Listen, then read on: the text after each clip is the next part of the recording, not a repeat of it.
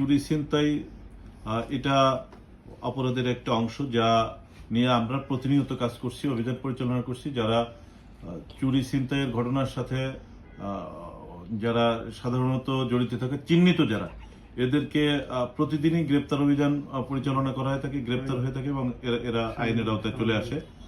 আর ঈদ উপলক্ষে যেহেতু আমাদের 13টি পশুর হাট রয়েছে রূপগঞ্জ থানা এলাকায়, আমরা প্রতিটি পশুর হাটে আমাদের নিজস্ব নজরদারি ব্যবস্থা, সাদা পোশাকের পুলিশ সহ পোশাকের পুলিশ টহল ব্যবস্থা রাখা হয়েছে।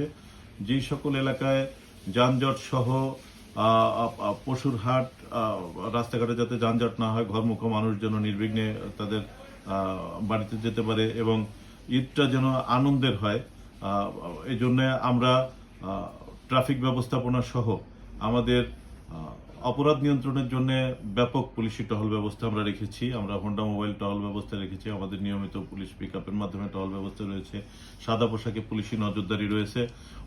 উল্লেখযোগ্য কোনো ঘটনা বা আইন শৃঙ্খলার অবনতির মতো কোনো ঘটনা এখন পর্যন্ত পরিলক্ষিত হয় নাই। আমাদের তৎপরতা রয়েছে, ইনশাল্লাহ এই ঈদ যাত্রা যেন স্বস্তির হয়।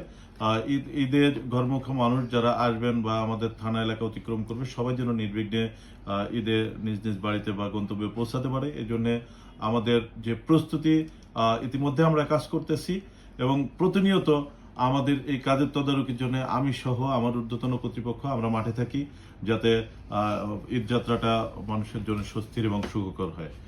ইনশাল্লাহ আমাদের প্রস্তুতি অনুযায়ী কাজ চলমান রয়েছে। আমরা মানুষকে নিশ্চিত, নিরাপদ, একটা সুন্দর স্বস্তির ঈদ উপহার দিতে আমরা কাজ করে যাচ্ছি। ধন্যবাদ। সালাউদ্দিন ভাই, আরেকটু বিষয় হচ্ছে, এটা আমাদের একটি সামাজিক ব্যাধির মতোই, যে চাঁদাবাজি আসলে এটা কোনো রাজনৈতিক পরিচয় হলে কি, মানে দেখা যাচ্ছে আপনি একজন চাঁদাবাজকে ধরে